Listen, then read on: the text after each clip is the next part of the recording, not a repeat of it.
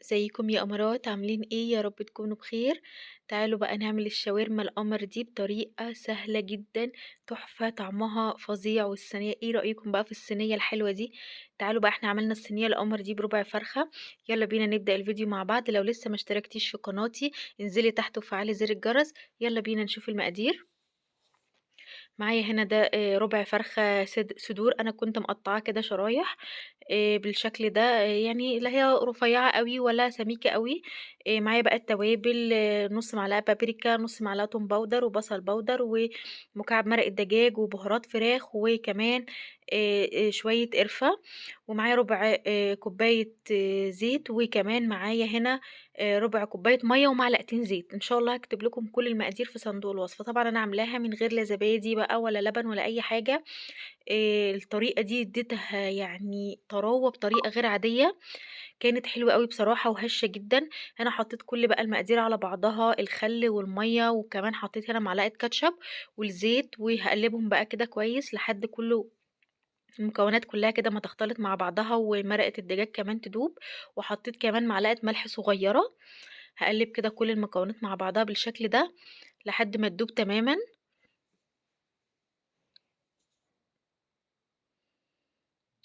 ريحة التتبيلة تحفة بصراحة، ريحتها جميلة جدا.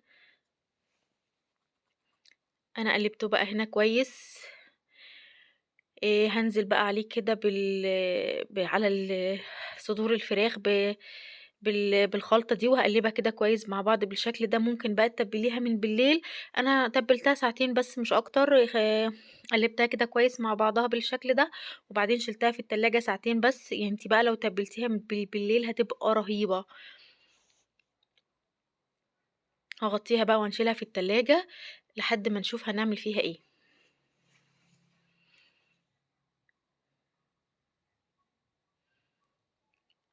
هنا بقى جبت طاسة، جريلا، صينية، اللي عندِك ما فيش مشكلة. حطيت هنا بقى هنا يعني معلقتين زيت كبار، وخليتها تسخن جدًا، وبعدين نزلت بقى فيها بالشاورما بالشكل ده. أهم حاجة إن الطاسة تكون سخنة علشان الفراخ ما تنزّلش مَيّة، وهتلاقي الفراخ أخدت وقت معاكِ عقبال المَيّة ما نشفت، وهتلاقي الفراخ نشفت كده وما بقتش حلوة تمامًا. مش هابدأ بقى أقلّب فيها إلا لمّا الفراخ كده لونها يغيّر.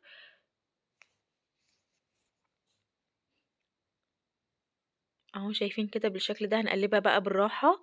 شايفين الفراخ ما نزّلتش أي مَيّة تمامًا.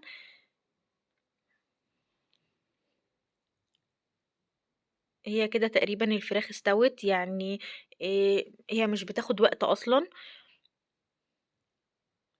كده أنا حُشت الفراخ كده من الطاسة، وبعدين ركنتها كده على جنب، وجِبت بقى الخضار. معايا بصل بصلتين كبار، وكمان معايا فلفل ألوان وفلفل أخضر. أنا حُشت الفراخ من الطاسة ليه؟ علشان أنا مش عايزة أنزل عليها بالخضار، علشان ما تاخدش وقت على النار كبير، فالفراخ تجلِّد أو تنشف، مش هيبقى طعمها حلو. أنا هنا نزلت بالخضار، شِلت الفراخ وبعدين نزلت بالخضار بالشكل ده. هافضل بقى أقلِّب فيها، مش عايزاها تلوِّن، أنا عايزة بس الخضار يدبل زي ما حضراتكم كده شايفين. هنا البصل دِبِل بالشكل ده، وبعدين بقى هانزل عليه بالفلفل. هاقلِّبهم كده مع بعض كويس لحد ما معايا الخضار يدبل تمامًا، مش عايزاه برضه ياخد لون علشان أنا مش عايزة طعم المرارة اللي في الخضار. شايفين كده البصل دِبِل وبقى كارمل كده وبقى ريحته تجنِّن. نزلت بقى كده عليه بقطع الفراخ وهاقلِّبها بقى كويس. هنا ممكن بقى أنتِ بتدوقي الفراخ تشوفي لو محتاجة ملح أو لأ. ممكن تحتاج شوية ملح بُساط، ممكن ما تحتاجش. التتبيلة يعني بتدّيها الملح اللي هي عايزاه. هاقلبها كده كويس مع بعضها بالشكل ده، وهاسيبها بس 5 دقايق على النار لحد كل الأطعمة كده ما تتداخل مع بعض.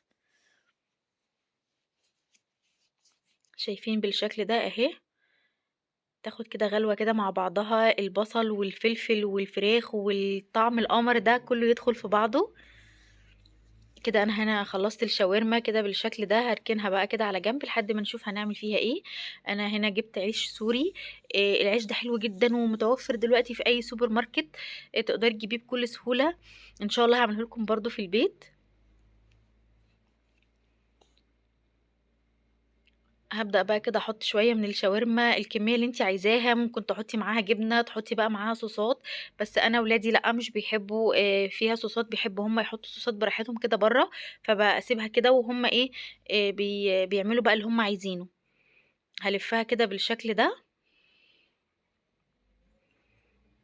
شايفين سهلة وبسيطة، وعايزة أقول لكم إن أنا اتصلت بالمطعم علشان أنا الولاد كانوا عايزين ياكلوا شاورما، قال لي إن الساندوتش ب50 جنيه، وأنا عشان أجيب أو يكفّي أسرتي أقل حاجة عايزين 5 ساندوتشات، فالموضوع دخل كده في 300 جنيه.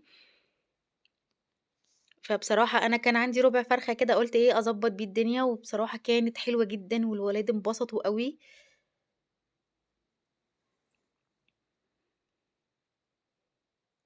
نضبّط بقى كده الساندوتش، عندِك بقى جبن حُطّي اللي أنتِ عايزاه، وممكن تحطّي كمان معاه بطاطس مقلية، برضه ما فيش مشكلة. هنا بقى خلاص الساندوتشات هُم تقريبًا عملوا معايا تقريبًا 7 ساندوتشات. هنا بقى الجريلا مكان ما عملنا الفراخ، هاسيبها بقى تسخن، والزيت بقى اللي نازل من طعم الشاورما ده طعمه قمر. هنحط بقى كده الساندوتشات هندّيها كده وندوس عليها، ممكن تضغطي عليها بحاجة تقيلة، بس أنا بصراحة ما عملتش الحركة دي، هي ادِّت اللون والشكل من غير ما أعمل إن أنا أحط عليها تُقل أو أي حاجة. هنا بقى بعد ما خلّصت الكمية كلّها، مش عايزة أقول لكم قد إيه كانت juicy تحفة وطعمها جميل جدًا، يعني الساندوتش بصراحة كان حلو أوي وعجب الولاد جدًا. إحنا كده عملنا لهم أكل بقى مطعوم في البيت وقلية بطاطس وحطيت لهم كاتشب، حطّي بقى تومية، طحينة، اللي أنتِ عايزاه. يا رب الفيديو يكون عجبكم، أتمنى بقى ما تنسونيش في اللايك والاشتراك في القناة، وحابة منكم comment جميل يشجعني إن أنا أكمّل، ومع السلامة.